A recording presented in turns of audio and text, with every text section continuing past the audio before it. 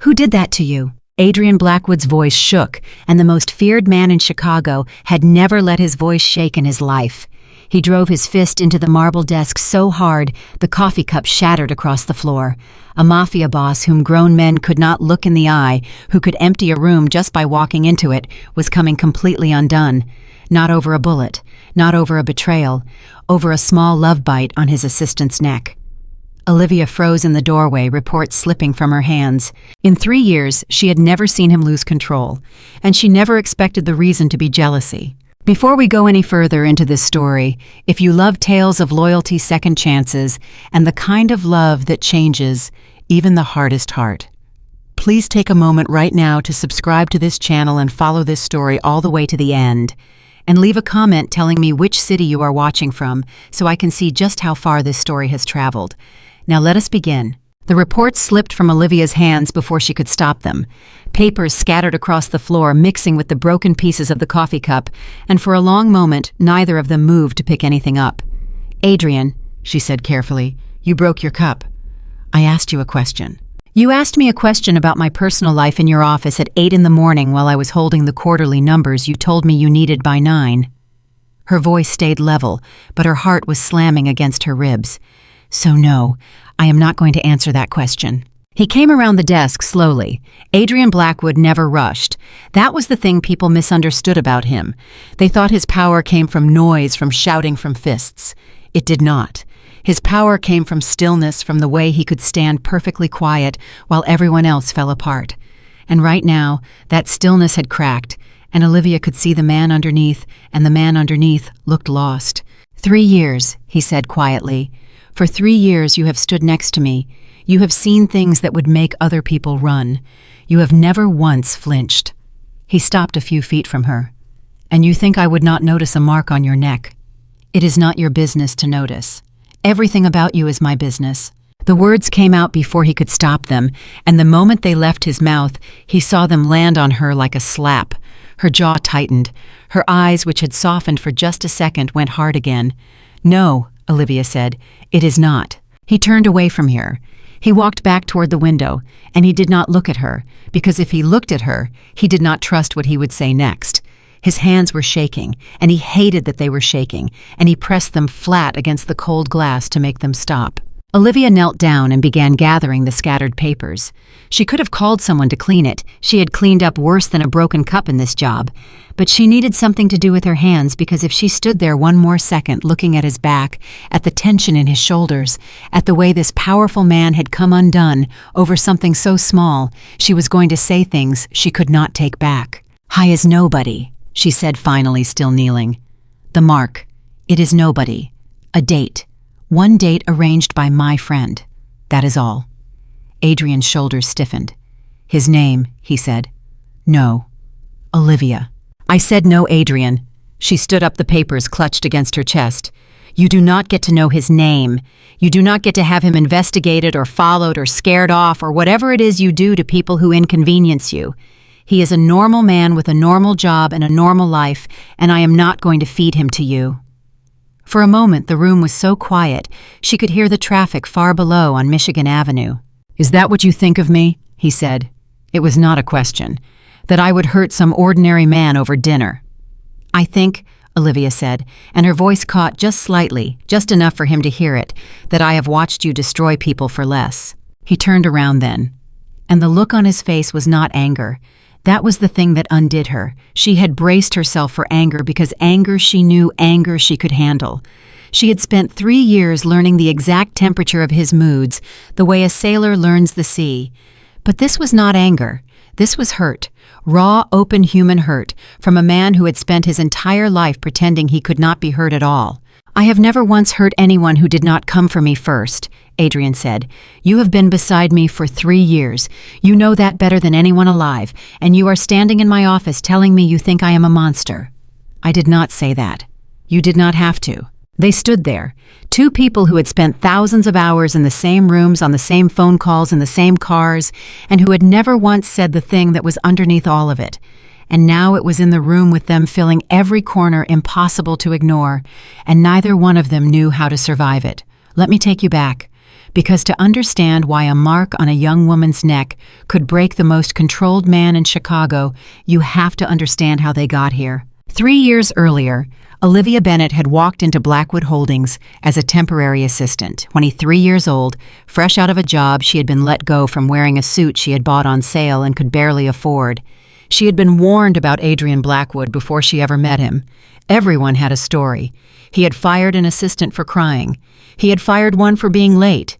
He had fired one the rumor went simply for looking at his private files, though no one could ever prove that part. She had walked into his office that first day fully expecting to be gone by lunch. Instead, he had looked up at her, studied her for a long moment, and said only, "You were fired from your last job. Why?" And Olivia, too tired and too broke to lie, had said, "Because I told my boss he was making a bad decision, and I was right, and he did not like being right at by someone he could fire." Adrian Blackwood had looked at her for a long, long moment.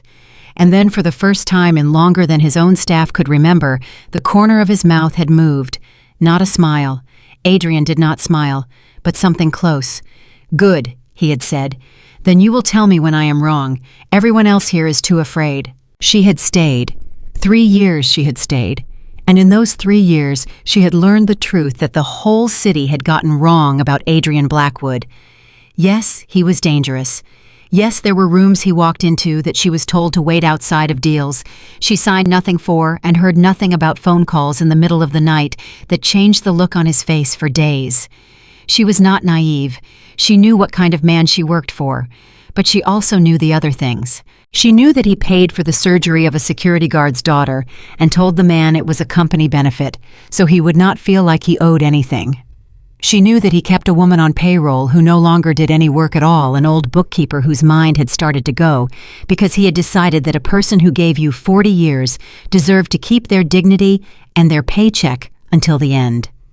She knew that he remembered every birthday of every person who worked closely with him, and that he was embarrassed by this, and that he had once made her swear never to tell anyone. She knew the man behind the monster. And somewhere in those 3 years, without ever deciding to, without ever wanting to, she had fallen in love with him. And she was certain, absolutely certain, that he did not feel the same. Because Adrian Blackwood kept her at a distance she could never quite cross. He would let her see the good in him, and then pull back the moment she got too close to it. He would stand beside her through a crisis, trust her with his life, and then treat her like a stranger for a week afterward, as if he had let her see too much and needed to punish them both for it. She had told herself over and over that she was reading into things, that a man like Adrian did not fall for his assistant, that she was one of many people who kept his empire running, and that when she finally left, he would replace her within a day and never think of her again. So when her best friend Rachel had called and said, "Olivia, I have a friend, he is normal, he is kind, he has a stable job and no criminal record and no secret warehouse full of God knows what. Please, for once in your life, go on a date with a man who can love you back." Olivia had said yes. She had said yes because she was tired.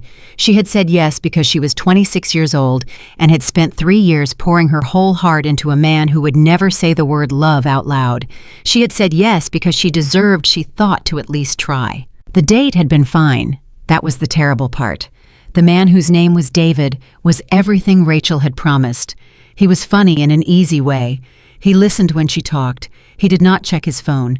He walked her to her door and he kissed her, and it was a good kiss, a gentle kiss, and when it was over, Olivia had stood there in the cold and felt nothing at all, because the entire night, across every course of that dinner, through every kind and normal thing that kind and normal man had said, she had been comparing him to Adrian. And no matter how she tried, David could not win a competition he did not even know he was in. She had gone to bed that night hating herself. And she had woken up, seen the small mark that David's kiss had left, thought nothing of it, covered it as best she could, and gone to work. Because that was what she did. She went to work. She stood beside the man she loved and could not have, and she pretended she was fine. She had not counted on him seeing it. She had not in 1,000 years counted on him reacting like this. Back in the office, Olivia set the papers down on his desk with more force than she meant to. "The numbers are on your desk," she said. "You wanted them by 9. It is not 9. I am going to my desk now." "Olivia." "I am going to my desk, Adrian." "Olivia, wait." And there was something in his voice, some breaking thing that stopped her at the door. He had never said the word wait to her before. In 3 years, Adrian Blackwood had given her thousands of instructions, and every one of them had been an order. Get the car, cancel the meeting, get me Moretti's lawyer on the phone. He did not ask, he did not request. He commanded, and the world obeyed. But wait was not a command. Wait was a plea, and it came out of him like it hurt. She stopped. She did not turn around. She stood with her hand on the door and her back to him, and she waited. "I do not know how to do this," Adrian said. Olivia said nothing. "I have spent my entire life," he went on, and his voice was rough, "making sure that nothing could ever reach me. Do you understand what I am telling you? I built all of this." And she knew without seeing him that he was gesturing at the office, at the Empire, at the whole cold and glittering thing. "I built all of it so that I would never depend on anyone, so that no one could ever look at me the way I am looking at those papers on my desk right now and see something they could use against me." She turned around slowly. "And then you walked in," he said. He was standing very still. "And I saw that mark. And for 1 second, 1 single second, I forgot every rule I ever made. I did not think about business. I did not think about consequences. I thought about a man I have never met putting his hands on you, and I wanted to burn the whole world down." Olivia's breath caught in her throat. "That is not love," she managed to say. "That is control, Adrian. That is you wanting to own something. I am not a company you can acquire. I am not a threat you can neutralize." "I know that. Do you?" Her eyes were burning now, and she was furious at herself for it. "Because from where I am standing, the only time you ever look at me like I am a person, and not a piece of furniture that answers your phone, is when you think someone else might have me." The words hit him hard. She saw them hit. And a cheaper man, a smaller man, would have flinched away from them. But Adrian Blackwood did not become who he was by running from a hit. "That is fair," he said quietly. "That is more fair than I would like it to be." They stood there in the wreckage of the morning, the broken cup still on the floor between them, and something in the room had changed. The anger had burned off, and what was left underneath was worse, because what was left underneath was the truth, and neither of them had ever been brave enough to look at it directly. "You do not own my life, Adrian," Olivia said, and this time her voice did not shake. This time it was steady and clear and absolutely certain. "I have given you 3 years. I have given you my time and my loyalty and every secret I was ever asked to keep. But I will not give you the right to decide who I see or who I love or how I live when I walk out that door at the end of the day. That belongs to me. It has always belonged to me. And no amount of money or power or fear gives you the right to take it." For a long moment, Adrian Blackwood, a man before whom an entire city trembled, said nothing at all. And then he did something she had never once seen him do. He looked away first. In 3 years, Olivia had never won a staring match with this man. He could hold a gaze the way other men held a grudge endlessly without cost. She had watched him stare down men twice his size until they broke. She had watched him sit across from enemies and lawyers and killers without so much as blinking. But now faced with a 26-year-old woman telling him he did not own her, Adrian Blackwood dropped his eyes to the floor, and in that small motion, that tiny surrender, Olivia understood something that changed everything. He knew she was right. "You are right," he said, and it cost him. She could hear how much it cost him. "You are right, and I am sorry. I have no claim on you. I have never had a claim on you. I told myself I kept you at a distance to protect you, to keep you clean of all of this." His hand moved vaguely at the world he lived in. "But that was a lie I told myself, so I would not have to admit the truth." Olivia did not move. She barely breathed. "Do not," she whispered. "Do not say it if you do not mean it.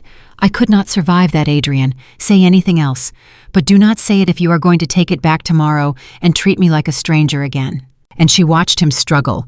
She watched the war happen on his face, the man who wanted to speak against the man who had spent 40 years learning that speaking your heart was how you got it cut out. She watched him open his mouth, and she watched the words rise up in him, and she watched him almost say the thing they had both been circling for 3 years. And then his phone rang. Not the office phone, not the one on the desk that half of Chicago had the number to.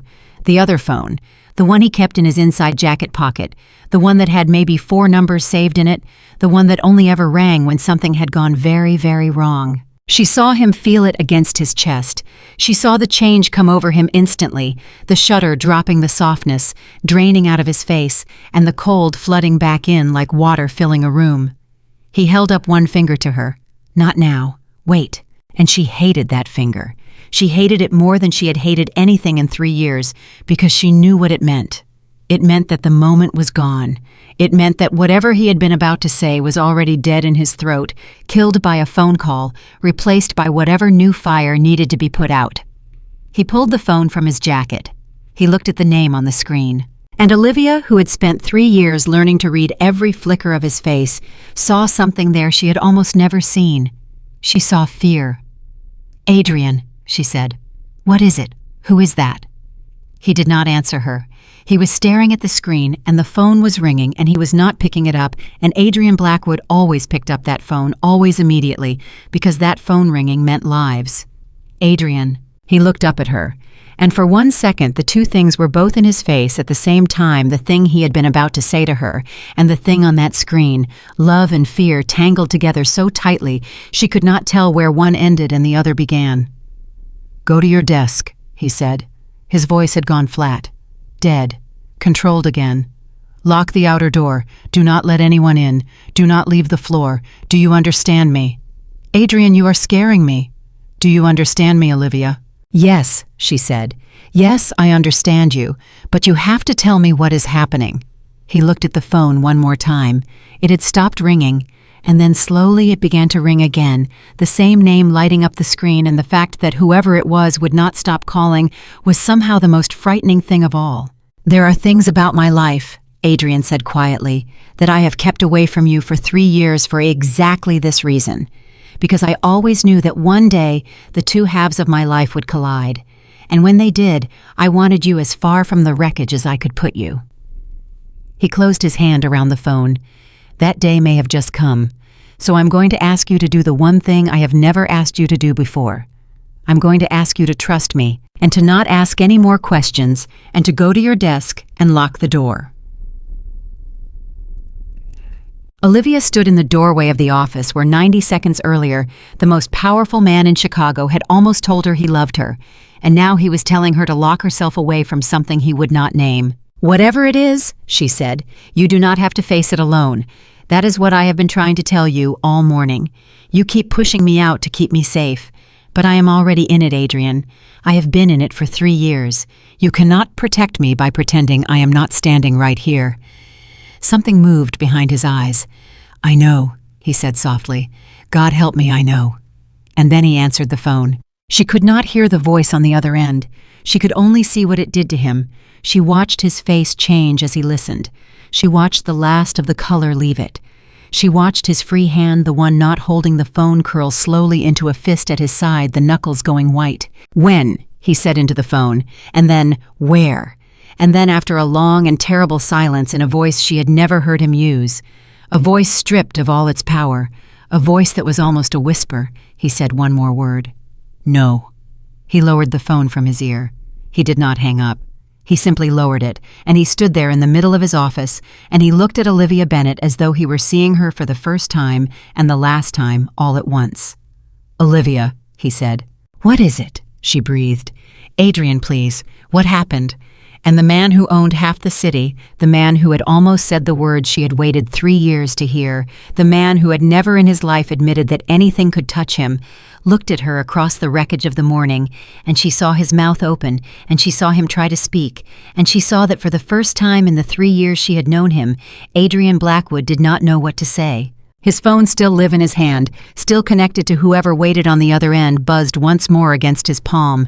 And from far below, 20 floors down on the street where the ordinary people of Chicago walked to their ordinary jobs, came a sound that did not belong to that ordinary world. A sound Olivia had only ever heard in movies. A sound that made the glass of the office windows hum just slightly in their frames. Adrian's head turned toward the window.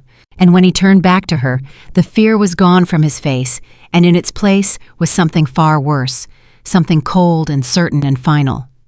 "Get down," he said. What Olivia said, Adrian Blackwood, in the calm and terrible voice of a man who had just understood exactly how much he had to lose. "Get down on the floor, now." Olivia dropped.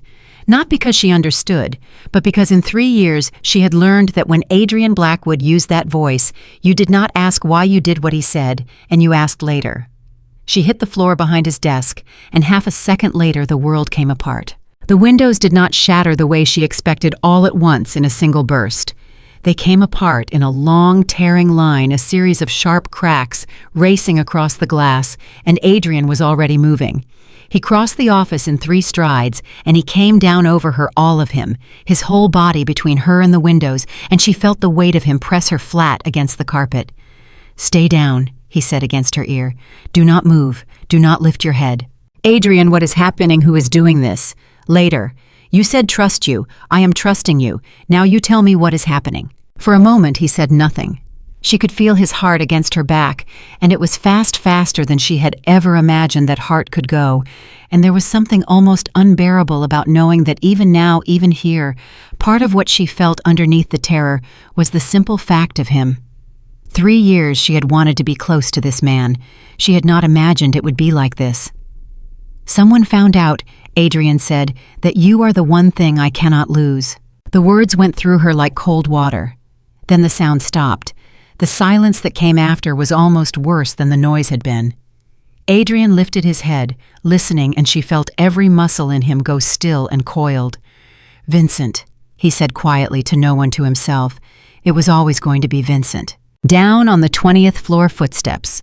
Not the footsteps of frightened office workers running. Slow footsteps, confident ones. The footsteps of men who knew that the building was theirs now and were in no hurry at all. Adrian moved off her. He pulled her up by the arm, fast but careful, and pushed her toward the back of the office, toward a section of the wall that looked like any other section of the wall. "There is a room behind this," he said, pressing something she could not see. A panel slid open. "You go in, you lock it from the inside, and no matter what you hear out here, Olivia, no matter what, you do not open this door. No, this is not a discussion. Everything with you is a discussion. Adrian, you told me that yourself 3 years ago. You hired me because I would tell you when you were wrong, and you are wrong right now." She grabbed the front of his jacket with both hands. "You are going to send me into a box and go out there and die so that I can live with knowing I hid while it happened. I will not. I will not do that." He took her hands off his jacket gently, one at a time, and he held them in his. "If they get you," Adrian said, "they win. Do you understand? Everything I have built, every man who works for me, every enemy who fears me, all of it means nothing. The second they have you, because I will give them anything, I will give them everything to get you back. You are not hiding to save yourself. You are hiding to save me. Now go." She looked at him, and in his eyes she saw the thing he had almost said that morning, still there, still unspoken, and she understood that this was as close as he could come to saying it right now. She went into the room. She pulled the panel closed.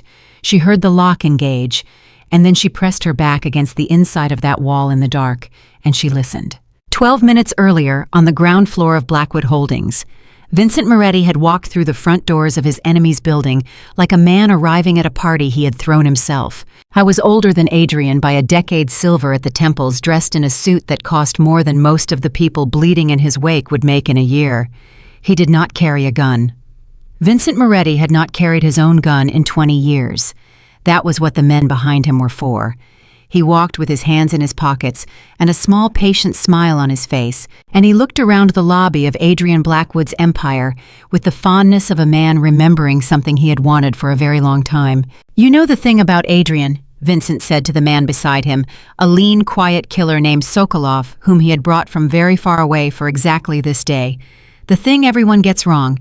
They think he is untouchable because he is careful. He is not careful. He is afraid. There is a difference. A careful man protects what he has.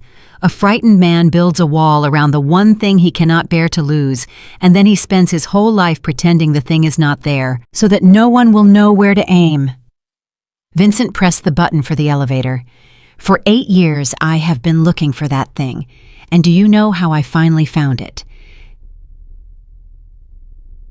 Sokolov said nothing. "His assistant went on a date," Vincent said, and he laughed softly, delighted. 3 years, that girl. 3 years he keeps her at arm's length. 3 years I watch and I think, no, it cannot be her. He would never be so careless as to let it be an employee, a girl half his age, who answers his phone. And then she goes on one date with an ordinary man, and one of my people who has been watching that building for a year, the way a cat watches a door, tells me that Adrian Blackwood canceled a meeting with a Saudi delegation, a meeting worth $400 million, 40 minutes after she arrived at work this morning. The elevator arrived. Vincent stepped inside. $400 million, because of a mark on a girl's neck. He smiled at his reflection in the polished doors. There she is. There is my wall. Let us go knock it down. Back on the 20th floor, the door to Adrian's office opened. Adrian was standing at the center of the room. He had positioned himself so that his back was to the hidden panel, so that no eye that entered would ever be drawn to that wall, so that the whole of the room's attention would fall on him and stay there. He had done this deliberately. Everything Adrian Blackwood did was deliberate. Vincent walked in with 6 men behind him and Sokolov at his side, and he stopped, and he took a slow breath, and he smiled the way a man smiles when he has finally arrived somewhere he waited a lifetime to reach. Adrian, Vincent said warmly, you look well. For a man whose building I just took you, look remarkably well. Vincent. 8 years. Vincent walked further into the room, taking his time, letting his men fan out. 8 years I have been trying to find a way into this office. Lawyers, money, politicians. 2 attempts on your life which you survived, which I will be honest, impressed me. I have thrown everything I have at you for 8 years, and you would not break. He stopped a few feet away. And then I stopped trying to break you, and I started looking for what would break you for me. You have my building, Adrian said, and his voice was flat and calm and utterly controlled, the voice of a man who had spent the last 90 seconds emptying every trace of feeling out of his face. You have 20 floors and a lobby, and whatever poor souls of mine you gunned down on the way up. Take it, take all of it, and leave. You would let me have your empire that easily. It is a building, Vincent, steel and glass and paper. You can burn it to the ground and I will build another. And Vincent's smile widened, because that right there was exactly what he had come to hear. You see, he said softly, that is the answer of a man with nothing left to protect. That is the answer of the Adrian I have been fighting for 8 years. Cold, untouchable, willing to lose anything because he has arranged his whole life so that nothing can be taken from him. He tilted his head. So tell me, old friend, if you truly have nothing left to lose, where is the girl? For 1/2 of 1 second, so fast that most men would have missed it, something moved in Adrian's jaw. Vincent did not miss it. Vincent had come a very long way and waited a very long time precisely so that he would not miss it. There it is, Vincent breathed. There is no girl. Olivia Bennett, 26, 3 years as your assistant. Vincent began to walk slowly, a slow circle around the office, and Adrian turned with him, keeping himself between Vincent and the wall, and Vincent watched him do it, and Vincent smiled. You are a work of art. Adrian, do you know that? Look at you. You will not even look at that wall. You have not glanced at it once. A man who was not hiding something would have looked everywhere by now. But you keep your eyes on me, and your body turns like a compass needle, and no matter where I walk, you keep yourself between me and that one particular stretch of empty wall. He stopped. Sokolov, the wall behind him. Vincent, you have my attention now, finally. Vincent's voice was gentle, almost tender. Do you know how long I have wanted your attention? 8 years I have been a problem you handled, a rival you managed. I was never a person to you, Adrian. I was a line item, a thing to be dealt with. And now look at you. He gestured at Adrian's face, at the terrible stillness of it, at the effort it was taking to hold that stillness in place. Now I have all of you, because I found the thing. Sokolov moved toward the wall, and Adrian Blackwood, who had promised himself that he would give away his entire empire before he gave away Olivia, who had planned every second of the last 2 minutes to keep the attention on himself, made a choice. He hit Sokolov. It happened so fast that no one in the room had time to react. Adrian crossed the space in a single motion and drove his fist into the side of Sokolov's head, and Sokolov, who had killed more men than anyone in that room, went down hard against the floor, and for one wild second the whole room was chaos, guns coming up, men shouting, Vincent stepping back. Adrian, stop! Vincent barked. Stop, or my men will kill you, and then they will find her anyway, and you will have died for nothing. Do you understand me? You will have died for nothing. Adrian stopped. He stood over Sokolov, breathing hard, 6 guns pointed at his chest, and he understood that Vincent was right, and he hated that Vincent was right, and he did not care. "I am not going to kill you, Adrian," Vincent said quietly, straightening his jacket. "That was never the plan. Do you think I came here to kill you? If I wanted you dead, you would have been dead 8 years ago, in your sleep, in your car, in a restaurant, 100 ways, 100 times. No, I do not want you dead." He nodded at his men. "Open the wall." 2 of them went to it. They ran their hands along it. And Adrian watched them, and he thought about the girl on the other side of it, and he thought about the fact that he had almost told her that morning, and he thought that if he had told her, if he had just said the words 3 years ago, or 3 months ago, or 90 minutes ago, then at least she would have died knowing, at least she would have known. The panel would not open. It was locked from the inside. But it did not matter, because the locking mechanism was on the office side of the wall, and one of Vincent's men found it and pressed it, and the panel slid open. The room behind it was empty. Adrian's heart stopped. Vincent stepped forward and looked into the small dark room, and it was empty, truly empty. And for one moment even Vincent's smile faltered, and Adrian, standing there with 6 guns on him, felt something he had not felt in 8 years of war with this man. He felt hope. Because she was not there. Somehow, some way she was not there, and if she was not there, then maybe. "There is a second door," said one of Vincent's men from inside the room. "It connects to the stairwell. It is open." And the hope died as fast as it had come, because Adrian knew that stairwell. He knew that it did not lead to safety. He knew that Vincent's men were in that stairwell on every floor, that they had taken the whole building, and that a girl who ran into that stairwell to escape had not escaped at all. She had simply run out of one net and into another. "Bring her to me," Vincent said. And then to Adrian, almost kindly, "You built her a door to run through, but you never told her that all the doors in this building lead to me now." 6 floors down in the concrete gray of the emergency stairwell, Olivia Bennett was running. She had not planned to run. When she pulled that panel shut and heard the lock catch, she had meant to do exactly what Adrian said, to stay in the dark and wait. But then she had felt the second door at her back, the one Adrian had never told her about, the emergency exit he had built into the hidden room, the way he built escapes into everything. And she had thought in the dark, listening to the muffled voices of men who had come to kill the man she loved, that she was not the kind of person who hid. She had opened the second door. She had slipped into the stairwell. And her plan, as much as she had a plan, was to get down, to get to a phone that was not being watched, to get to someone, anyone who could help him, because she had realized, standing in that dark box, that Adrian had it exactly backwards. He thought her hiding would save him, but no one was coming to save him. He had spent his whole life making sure that no one would ever have the chance. If he was going to survive this morning, someone had to go get help, and she was the only one left who could. She made it down 6 floors before she understood how wrong she had been. The man was waiting on the 14th floor landing, and he was not surprised to see her, and that was the thing that told her everything. He was not surprised. He had been told to expect her. He stepped into her path with the bored patience of a man doing a job he had done many times, and he said in an accent she could not place, "There you are. Everyone is looking for you." Olivia turned to run back up. There was a man on the stairs above her, too. She stood on the landing between them, and she understood with a terrible clarity that Adrian had been right about everything, that there had never been a way out, that every door in this building led to the same place, and that by running, by trying to save him, she had done the one thing that guaranteed his defeat. She had delivered herself into the hands of the man Adrian would trade the world for. "Do not touch her," said the man below to the man above in that same flat accent. "The boss wants her whole, not a mark on her." He looked at Olivia, and something almost like sympathy passed across his face there and gone. "You should not have run, miss. He built you a good door. You should have stayed behind it." She did not fight when they took her arms. There was no point. She had made her choice on the 14th floor of a building she thought she knew, and now she would live with it. They brought her back up in the elevator, the private one, the one that only Adrian and his most trusted people were supposed to be able to call.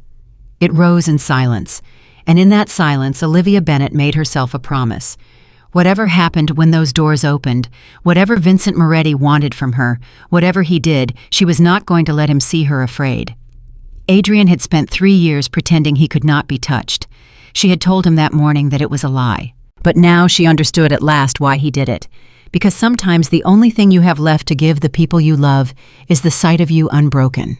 The elevator doors opened onto the 20th floor, and the first thing Olivia saw was Adrian's face when he saw her, and the sight of it nearly broke her promise before she had kept it for even a second. Because every wall he had ever built, every cold and careful thing he had spent 40 years assembling came down in that instant. The whole city was afraid of Adrian Blackwood. And Adrian Blackwood, looking at Olivia Bennett in the grip of two of Vincent Moretti's men, looked like a man watching the one good thing in his life walk to its end. "No," he said. It came out of him ragged. "No, Vincent. She has nothing to do with this. She is my assistant. She answers my phone. She is nobody. She is nothing to me. Let her go." "Oh, Adrian." Vincent shook his head almost sadly. "You were doing so well. You held it together right up until the moment you saw her. And now you are telling me she is nothing to you, in a voice I have never heard you use, with a face I have never seen you make, and you expect me to believe it." He walked toward Olivia, and Adrian moved, and 3 guns rose, and Adrian stopped. "You are the proof, my dear," Vincent said to her gently. "Do you know that?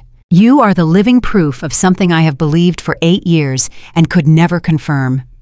That underneath all of that ice, there is a man who can be hurt, and you are the way to hurt him." "Let him go," Olivia said. Vincent turned to her, surprised. "I am sorry. What did you say?" "You heard me." Her voice was steadier than she had any right to expect.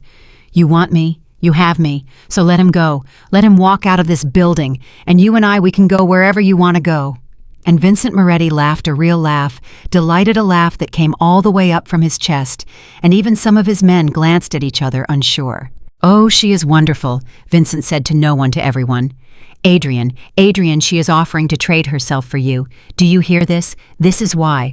This is exactly why you are afraid of her. Because a woman who will do that, a woman who will walk into the arms of the devil to buy your freedom, is a woman you cannot survive losing." He turned back to Olivia, and his face changed, the amusement draining out of it, leaving something older and colder underneath. "But you have misunderstood the arrangement, my dear. I am not going to let him go, and I am not going to take you anywhere. That is not what this is." "Then what is it?" Adrian said. Vincent looked at him for a long moment. "This is the part," Vincent said quietly, "where I take her out of this building in front of you, and I leave you alive, and I let you go home to your empty penthouse in your beautiful empire with all your money and all your power and all your fearsome men, and you will have all of it.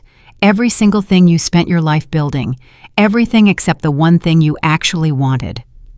He smiled, and there was no warmth in it at all now. 8 years you made me a line item, Adrian. A problem to be handled, so I am going to spend the rest of your life the same way. I am going to become the thing you cannot handle. Every morning you wake up, you will wonder where she is. Every night you go to sleep, you will wonder if she is alive. I will send you enough to keep you wondering. A letter, a photograph, never enough to find her, just enough to keep the wound open.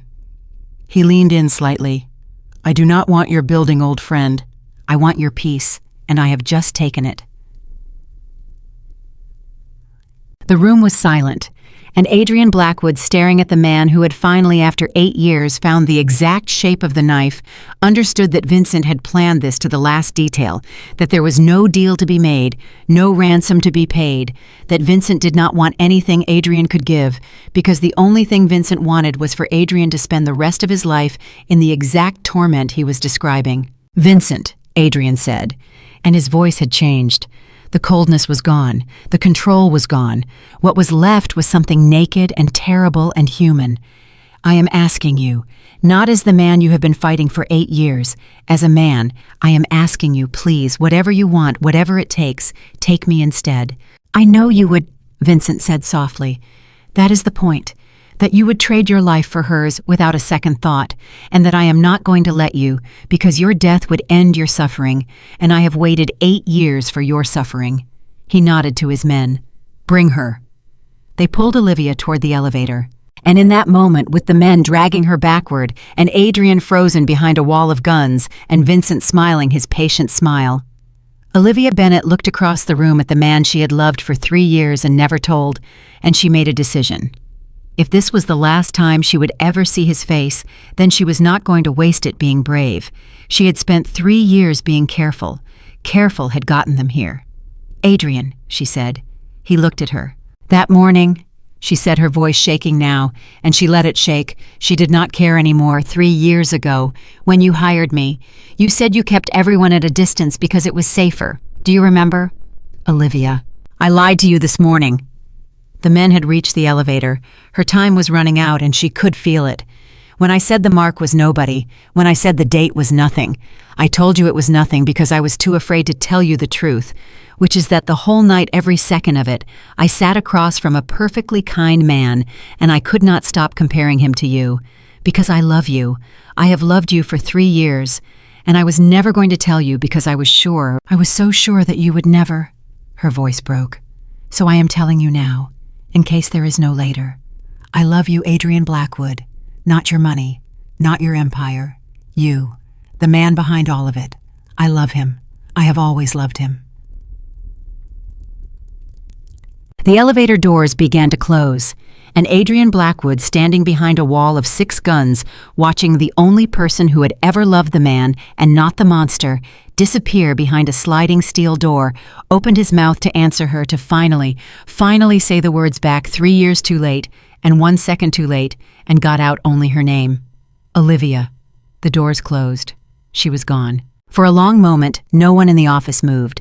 Vincent watched Adrian with the deep and patient satisfaction of a man savoring a meal 8 years in the making. His men held their positions, and Adrian Blackwood stood in the center of his own empire, in the wreckage of his own control, and stared at the closed elevator doors as though he could open them by will alone. "You feel that," Vincent said quietly. "That thing in your chest right now. That is what I have felt for 8 years every time I looked at everything you took from me and thought there was nothing I could do about it." He walked toward the ruined windows, toward the cold air pouring in over the glittering city he had come to take a piece of. "I am going to leave you now, Adrian. My men will stay for a while to make sure you do nothing foolish, and then they will go too. And you will be alone in your beautiful office, a free and powerful man." He paused at the window. "Enjoy your empire, old friend. You paid so much for it. It only cost you everything."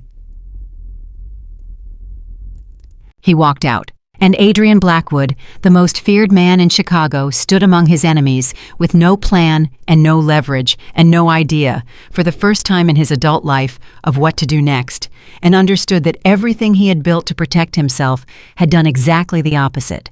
Every wall, every distance, every unsaid word. He had spent 3 years keeping Olivia at arm's length so that no one would ever know she was his weakness. And in the end, it had told them the only thing they needed to know, that there was a wall, that behind it was something he could not lose. He looked down at his hands. They were shaking again, the same way they had been shaking that morning over a mark on a girl's neck in a world that had still back then only hours ago contained her. Then very slowly the shaking stopped, because underneath the grief, underneath the terror, underneath the unbearable weight of the words he had failed to say in time, something else was rising in Adrian Blackwood. Something the whole city had learned to fear, and Vincent Moretti had, in his 8 years of watching, somehow forgotten. Vincent had planned everything. He had planned the attack and the trap and the trade that was not a trade, and the long, slow torment he intended to inflict. He had planned for every version of Adrian he had studied for 8 years. The careful one, the cold one, the frightened one behind his wall. He had not planned for this one. He had never seen this one, because this one had never existed before today. This was the man who had nothing left to protect and therefore nothing left to fear, and that Vincent Moretti was about to learn was the most dangerous man of all. Adrian raised his eyes from his hands. The last of Vincent's men were watching him, guns still ready, waiting for him to break, waiting for him to fall apart, waiting for the grief to finish him. Instead, in a voice that was perfectly terribly calm, Adrian Blackwood spoke. "You should not have let me live," he said. "He thinks it is a mercy keeping me alive to suffer. It is the last mistake he will ever make, because a man who wants to live is careful, and a man who has already lost the only thing he wanted is not afraid of anything in this world."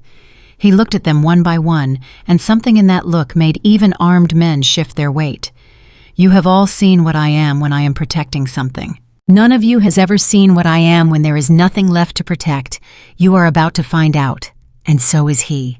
The last two men Vincent had left behind did not survive their orders. It did not happen the way they expected. They were waiting for grief for a broken man for someone to disarm.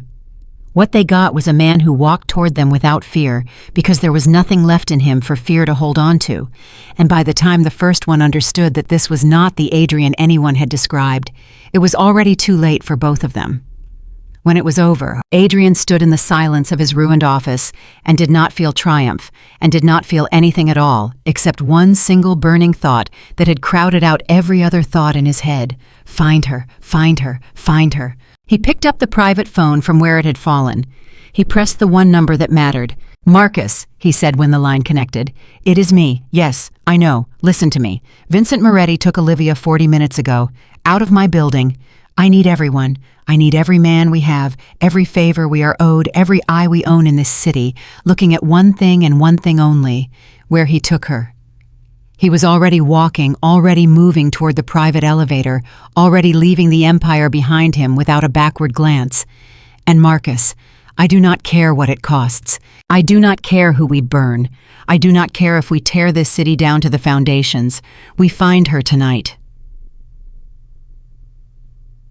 There was a pause on the line. "Boss," said Marcus carefully. Marcus had been with Adrian for 11 years. Marcus was the closest thing Adrian had to a brother, and Marcus was the only man alive who would have dared say what he said next. "Boss, before we do this, I have to ask you something, and I need you to answer me straight because it changes how we go in. Is she a business asset, or is she yours?" Adrian stopped walking. For 11 years, he had never once given Marcus a truthful answer to a question like that, because for 11 years the truth had been a weapon. He refused to hand anyone, even the men he trusted with his life. But the time for that was over. The time for that had ended the moment those elevator doors closed on a woman telling him she loved him, while he stood behind 6 guns and said nothing back. "She is mine," Adrian said. "She is the only thing in my life that was ever really mine. Now find her, 16 miles away in a place with no windows and a single door." Olivia Bennett was learning what kind of man Vincent Moretti was when there was no one left to perform for. He had not hurt her. That was the strange, cold thing. The men who took her had been almost gentle under orders, and Vincent, when he came to the small room where they held her, sat down across from her like a man arriving for a friendly conversation. He had brought her water. He had brought her a chair. He had asked if she was comfortable, and when she said nothing, he had nodded as though she had answered. "You are wondering why I have not hurt you," Vincent said. "It is written all over your face. You are a smart girl. You have seen what a man like me is capable of, and here I am bringing you water." He folded his hands. "The answer is simple. You are not the person I want to hurt. You are only the instrument. A hammer does not blame the nail. And I do not blame you, Olivia. I do not even dislike you. In another life, I think I might have admired you a great deal." "You are going to use me to torture him," Olivia said. Her voice did not shake. She had promised herself in the elevator that Vincent Moretti would never see her afraid, and she was keeping that promise with everything she had. "You told him, back in the office. You are going to keep me alive somewhere and send him pieces of proof to keep the wound open for the rest of his life." Vincent looked at her with something close to respect. "You were listening," he said. "Even in the middle of your own terror, you were listening, and you understood. Yes, that is exactly what I'm going to do." He leaned back. "Does it frighten you, knowing you will spend the rest of your life as a wound in another man's chest?" "No," Olivia said. "No, it does not frighten me at all." And she meant it, and Vincent saw that she meant it, and for the first time since she had met him, his patient certainty flickered. "You have spent 8 years, you said, 8 years hating him, studying him, learning the shape of him so you could find the one place to put the knife. And in 8 years of studying Adrian Blackwood, you learned everything about him except the one thing that actually matters." She leaned forward.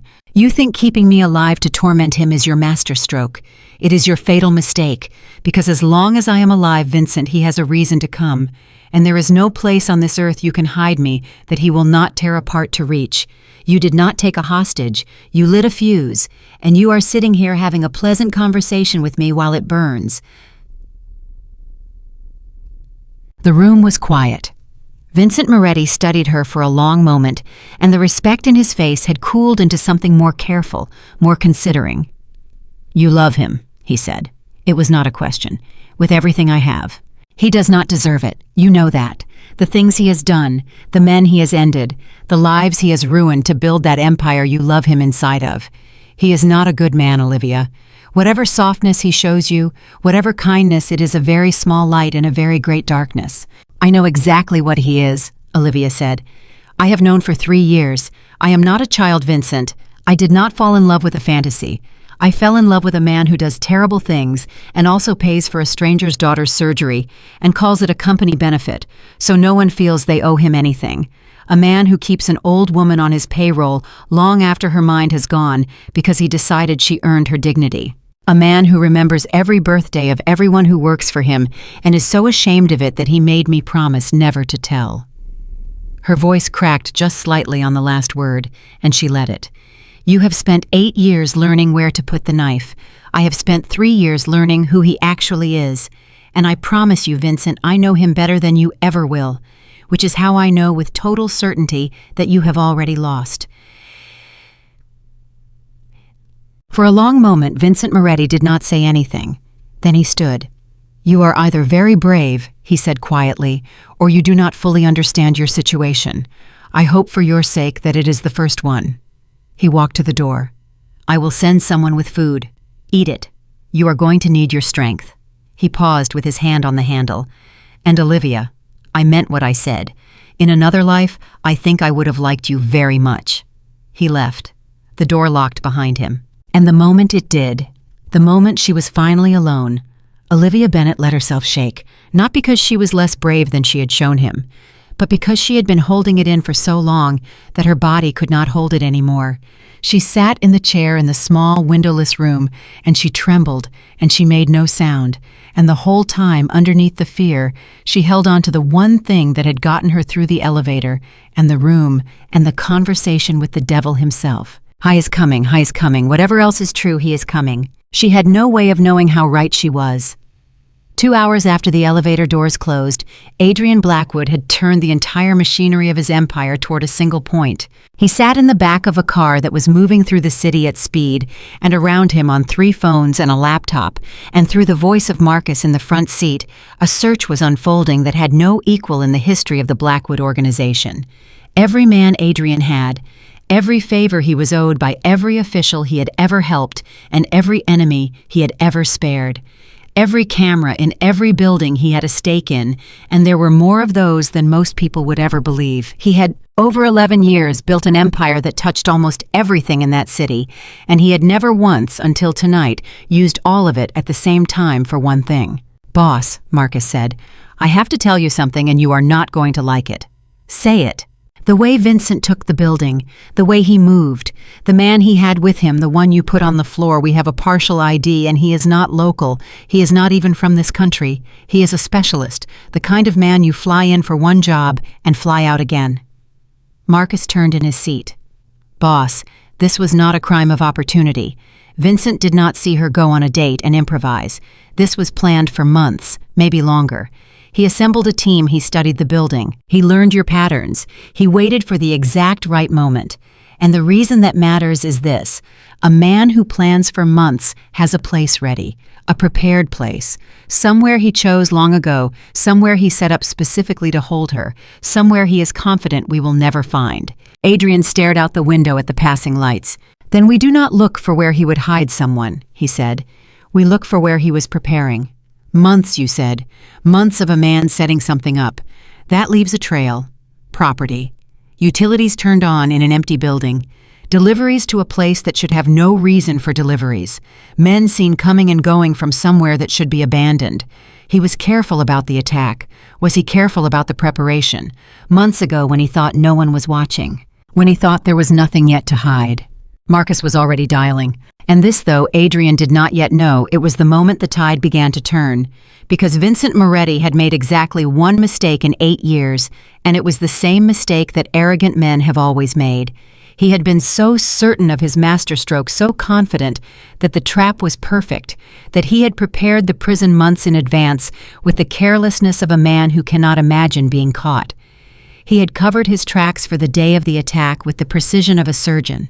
But 6 months earlier, when he had quietly acquired a warehouse through a shell company and turned on the power and had men come to fit it out for a purpose that would have made no sense to anyone watching, he had not been careful at all. Because 6 months earlier, there had been nothing to be careful about. It took Marcus's people 4 hours to find the thread. It was almost midnight when they did. "Boss," Marcus's voice was tight, "we have something. A warehouse. South side near the water, bought 8 months ago through a company that leads through 6 other companies and then to a lawyer who has done work for Vincent before. Power turned on 5 months ago. No business ever registered there, no product ever shipped. But here is the thing." He turned around fully now. 3 weeks ago, someone had a specialist come out and install a security system worth more than the building. Cameras, reinforced door, a room within a room. Who spends that kind of money securing an empty warehouse that ships nothing and sells nothing?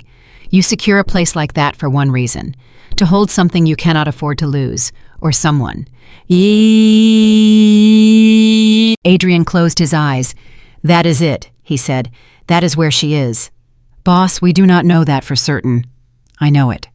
He opened his eyes, and there was something in them that made Marcus, an 11-year veteran of Adrian's worst days, sit very still. "Get me everything on that building, the layout, the cameras, how many men, every way in and every way out. And Marcus," he paused, "tell the men to be ready to move tonight. Not tomorrow, tonight." There was a silence in the car. "Boss," Marcus said quietly, "can I speak to you as your friend, not as your man? You have earned that 100 times over. Speak." "This is a trap." Marcus said it plainly because Marcus had never survived 11 years at Adrian's side by softening the truth. "You know it is a trap. Vincent did not build a prison and leave a trail for us to find just because he got careless. He wants you to come. This whole thing, the attack, letting you live, taking her instead of killing her, all of it, it has been about drawing you somewhere. And now here is a place findable, reachable, and the moment you walk into it, you are exactly where he has wanted you from the beginning. Every man I have is telling me the same thing. Do not let him go in. It is a trap." The car was quiet, except for the sound of the road. "You are right," Adrian said finally. "It is a trap. Every part of you that has kept me alive for 11 years is correct. Vincent wants me to come. He built this so I would come. Walking in is exactly what he planned." He looked at his friend. "And I'm going to do it anyway." "Boss?" "Do you know why he is so sure the trap will work, Marcus? Do you know why he is so confident that he built me a door and left the light on? Because he studied the wrong man. He spent 8 years studying the Adrian who protects things, the careful one, the one who calculates the odds and never walks into a room he cannot walk out of. And that man, the man Vincent prepared for that man, would never walk into an obvious trap for a woman, because that man arranged his entire life so that no woman could ever be worth it." Adrian's voice was very quiet now and very certain. "But that man died this afternoon, Marcus. He died the moment those doors closed and I did not say the words back. The man sitting in this car is not the man Vincent studied, and he does not care that it is a trap. He only cares that she is inside it." Bah! Marcus looked at him for a long moment, and then he nodded once because he understood finally that there was no talking him out of it, and that the only thing left to do was make sure he came out alive. "Then we do not walk into his trap the way he expects," Marcus said. "If he wants Adrian Blackwood, we give him Adrian Blackwood coming through the front alone exactly the way his whole plan needs. And while he is watching the door, he built for you every other man we have comes through every other way at the same time. He prepared for the man he studied. So let us give that man to him. And let us make sure he never sees the rest of us until it is far, far too late."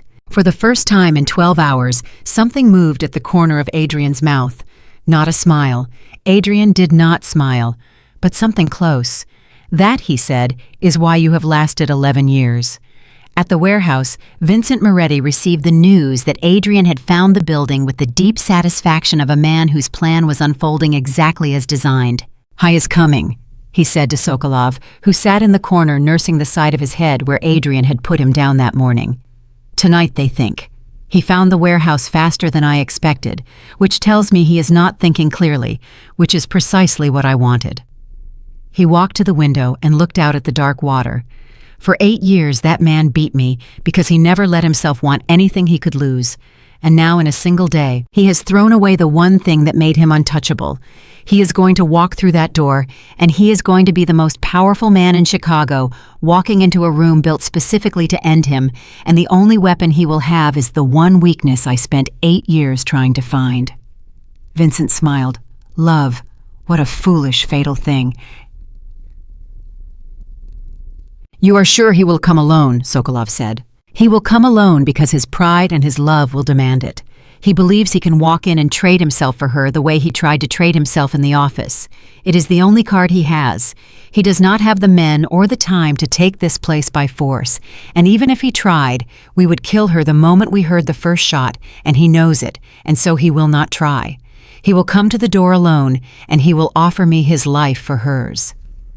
Vincent turned from the window. And I will take his life and keep hers, and that will be the end of 8 years of losing. I was so certain that was the thing that would undo him. He was so certain that he had seen every possibility, studied every angle, accounted for every version of Adrian Blackwood that had ever existed, that it never occurred to him he might be wrong about which man was coming. In a room within a room behind a reinforced door. Olivia heard footsteps in the warehouse pickup, more of them, faster, the sound of men getting ready, and she understood with a certainty that filled her chest with equal parts terror and something almost like joy what it meant. He was coming. She had told Vincent he had already lost. She had said it to be brave, to give the devil nothing, to keep her promise, not to show fear.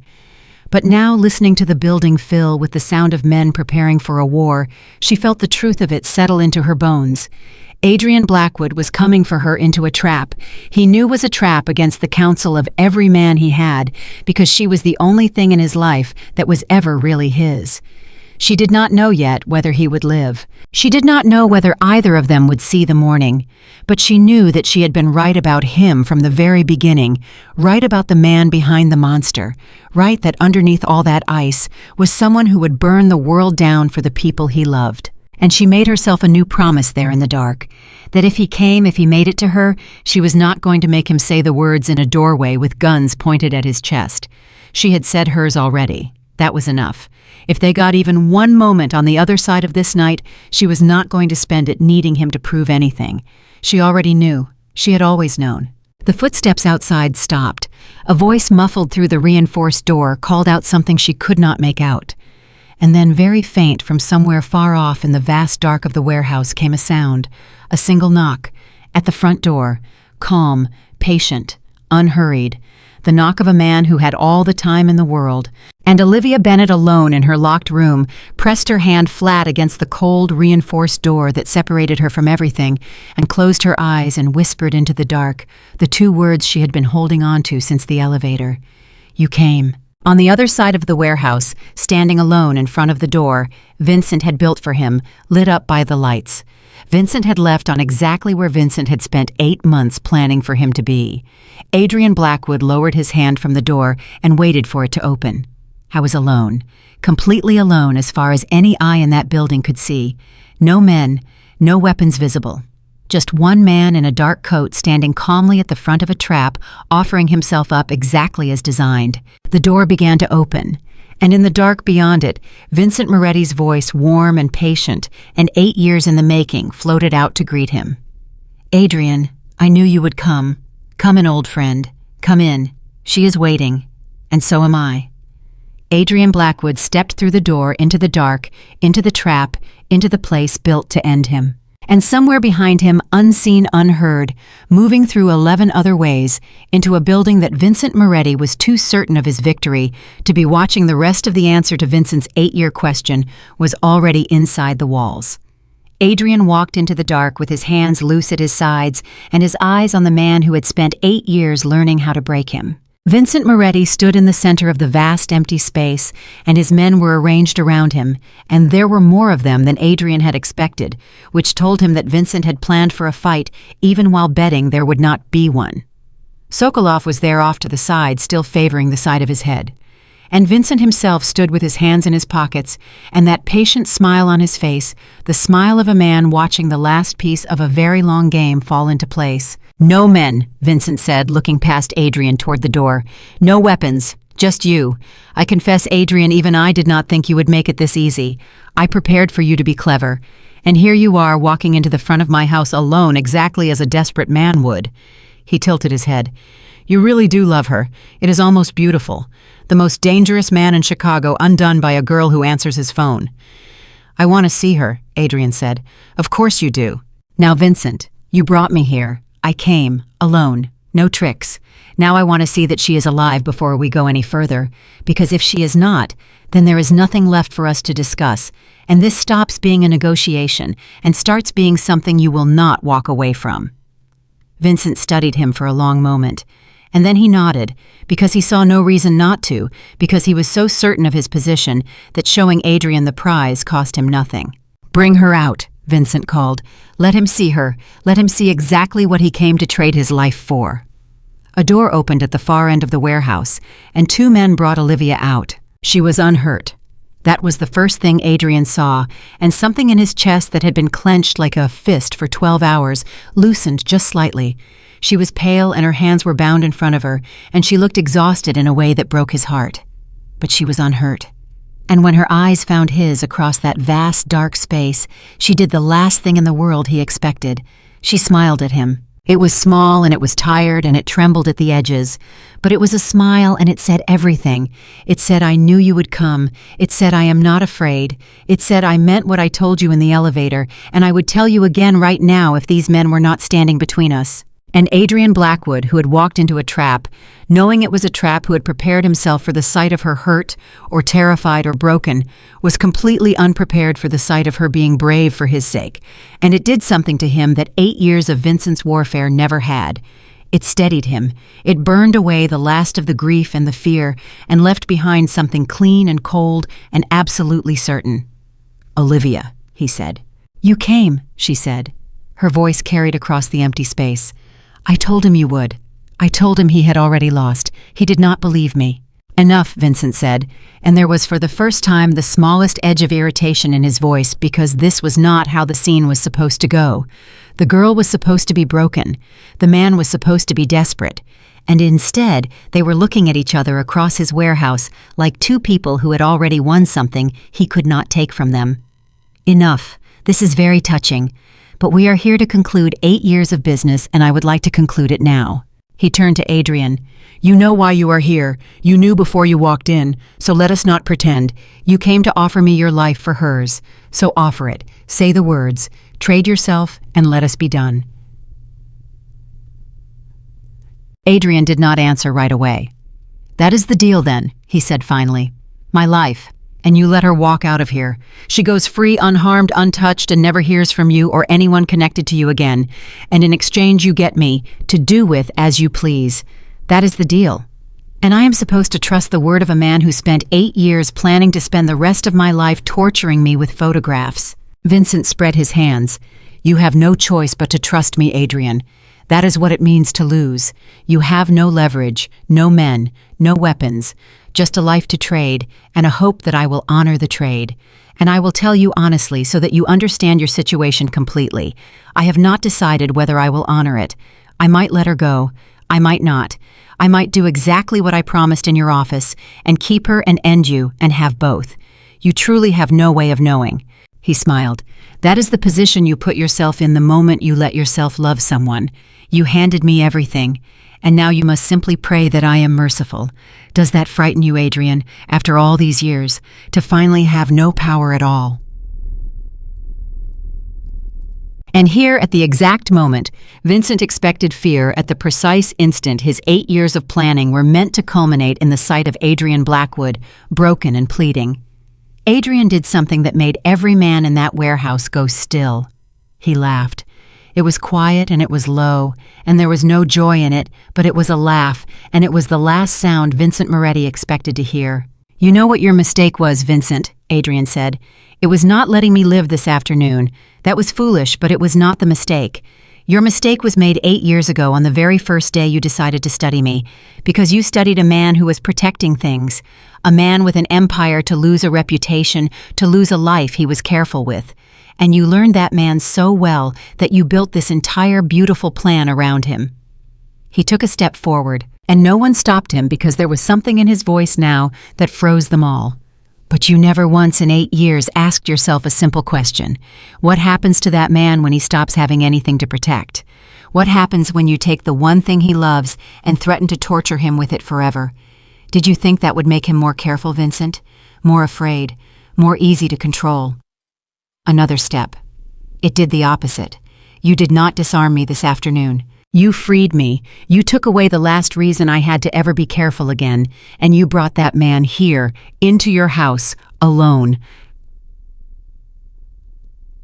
Stop walking, Vincent said, and for the first time just slightly his voice had changed. Stop, or I will have her shot right now. Adrian stopped. No, you will not, he said quietly, because the second she is shot, you have nothing left to trade, and this stops being your plan and becomes my night. You need her alive, Vincent. She is the only thing keeping me talking instead of finishing what I came here to finish. You have spent this entire day thinking she is my weakness. She is not my weakness. She is the only thing standing between you and the man you should have killed this afternoon. The warehouse was silent, and in that silence something began to feel wrong to Vincent Moretti. He could not have said what. Some instinct honed over a lifetime of surviving in a world that killed careless men began to whisper to him that the scene was not unfolding the way it should. Adrian was too calm, too certain. He had walked in alone and unarmed into a trap, and he was standing there talking like a man who held all the cards, and men who truly had no cards did not talk that way. Sokolov, Vincent said slowly, not taking his eyes off Adrian, check the perimeter, check that we are alone. But it was already too late. Because 40 minutes earlier, while Adrian stood at the front door and knocked, patient and calm and alone, giving Vincent Moretti exactly the desperate lone figure his whole plan required him to see Marcus, and every man Adrian had were already inside the walls. They had come through the loading doors on the water side, through the roof, through a service tunnel that ran under the old warehouse district that Vincent, for all his months of planning, had never known existed, because Vincent had prepared for the man he studied, and the man he studied did not have 11 years of a friend like Marcus, who knew every forgotten passage under the south side of Chicago. They had come in quietly one by one, and they had spread out through the dark edges of that vast space, and they had waited patient as their boss for the one thing Adrian had told them to wait for. For Vincent to say the word shot, because Adrian had known walking in that Vincent would threaten her. It was the only card Vincent had, and he had told his men plainly before he ever touched that door that the instant Vincent gave the order to harm her, or the instant it became clear he would, they were to move all of them at once from every direction and end it before that order could be carried out. But Adrian had not counted on Olivia. Because in the half-second after Vincent said, check that we are alone, in the half-second before Sokolov could move Olivia Bennett, who had spent 3 years learning to read the smallest flicker of Adrian Blackwood's face, looked across that warehouse at the man she loved, and understood from something in his eyes that the room was about to come apart. And she understood that when it did, she was standing between two men who were holding her arms in the open in the middle of the floor, in the worst possible place to be when the shooting started. And she made a choice. She dropped. She let her whole weight fall suddenly straight down out of the hands of the men holding her, the same way Adrian had taught her to fall that morning in his office without ever knowing he was teaching her. And she hit the concrete and she rolled, and the two men grabbed at empty air, and in the confusion of that half-second, the warehouse exploded into motion. Now, Adrian said. He did not shout it. He said it quietly, and the word carried in the sudden silence, and the dark edges of the warehouse came alive. What happened next happened in seconds, though. To everyone living it, it stretched into something much longer. Vincent's men, arranged for a lone, unarmed intruder, found themselves surrounded from every direction at once by an enemy they had never seen enter. Sokolov spun toward the nearest movement and was met by Marcus, who had waited 11 years for a man who would put his boss on the ground, and Marcus did not miss. And Adrian, the moment the word left his mouth, was already moving. Not toward Vincent, not toward the fight, but toward Olivia, toward the woman crawling across the open floor in the middle of a room coming apart. Because in the end, when it mattered, there was only ever one thing Adrian Blackwood was moving toward. "Stay down," he shouted at her. And this time she did. This time she pressed herself flat against the concrete as the chaos broke over both of them, and Adrian reached her, and he covered her with his body, the same way he had that morning in the office, 12 hours and a lifetime ago. And he held her against the floor, and he said into her ear, "I have you, I have you. Do not move, I have you." "Adrian." She was gripping his coat with her bound hands. "Adrian, you came. You actually came." "I will always come." His voice broke on it. "Do you hear me? Whatever happens, wherever you are for the rest of my life, I will always come." And around them in the dark, the 8-year war between Adrian Blackwood and Vincent Moretti came to its end. It did not take long. Vincent had prepared brilliantly for exactly one thing, and the moment that one thing turned out to be false, the moment it became clear that Adrian had not come alone, but had come with everything he had, the trap became a slaughter, and it was Vincent's men who died in it. They had walked into a room they thought they controlled, guarding a prize they thought made them safe, and they discovered too late that the prize had never made anyone safe, that she had been from the moment she was taken exactly what Olivia told Vincent she was, not a hostage, a fuse. When it was over, when the last of Vincent's men had fallen and the warehouse had gone quiet again, Adrian lifted his head and looked around and found what he was looking for. Vincent Moretti was still standing. He stood in the center of the warehouse alone, now his men gone, his plan in ruins around him, and he was not reaching for a weapon, and he was not running, because Vincent Moretti was too old and too smart to imagine that either would do him any good.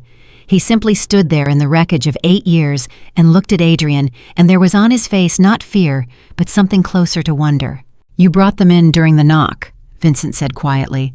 "While I was watching you at the door, you gave me the lone, desperate man I was waiting for, and you let me look at him, and you let me gloat, and the entire time your men were already in my walls." He shook his head slowly. "I studied you for 8 years, Adrian. 8 years, and I still only ever saw the man you let me see." Adrian helped Olivia to her feet. He worked the bindings off her wrists with his own hands, and he did not answer Vincent, not yet. He looked at her wrists where the ropes had been, at the raw red marks there, and something moved across his face that Vincent had never seen and never would understand. "Are you hurt?" Adrian asked her, only her, as though Vincent were not in the room at all. "No." She was crying now, finally, quietly, the tears she had refused to show Vincent falling freely now that it was safe. "No, I am not hurt. You came. I kept telling myself you would come, and I was right. I was right about you. I have always been right about you." Then, and only then, Adrian turned to Vincent Moretti. And here in the moment when everyone in that warehouse, and everyone who had ever feared Adrian Blackwood, would have expected the killing blow, Adrian did the thing that Vincent, in 8 years of study, had never once accounted for. Because Vincent had built his entire understanding of Adrian around a single idea, that Adrian was a monster who had learned to hide it. And in the final moment, Adrian showed him that he had gotten even that wrong. "You wanted to know?" Adrian said, "What I am when I have nothing left to protect. You spent 8 years and everything you had to find out, so I'm going to tell you. And then I'm going to let you live with the answer the same way you wanted me to live with mine." He held Olivia against his side. "I am not a monster, Vincent.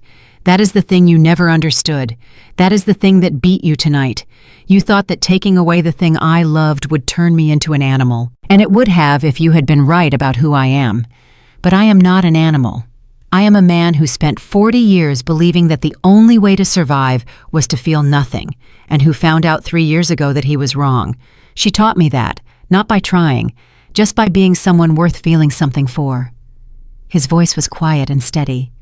"You spent 8 years learning where to put the knife, and you found the exact right place, and when you drove it in, you expected me to become the darkness you always believed was underneath. Instead, I became this, a man who came for the woman he loves and is going to walk out of here with her and spend the rest of his life proving he deserved her. That is what you never understood. That is what you could not have planned for. The thing under the monster was never a worse monster. It was a man." Vincent Moretti looked at him for a long, long moment. "You are going to let me live," he said. It was not quite a question. "I am going to do worse than let you live," Adrian said. "Everything you built is gone. The men you brought here are gone. The name you spent a lifetime making feared is going to be the name of the man who lost everything chasing another man's assistant.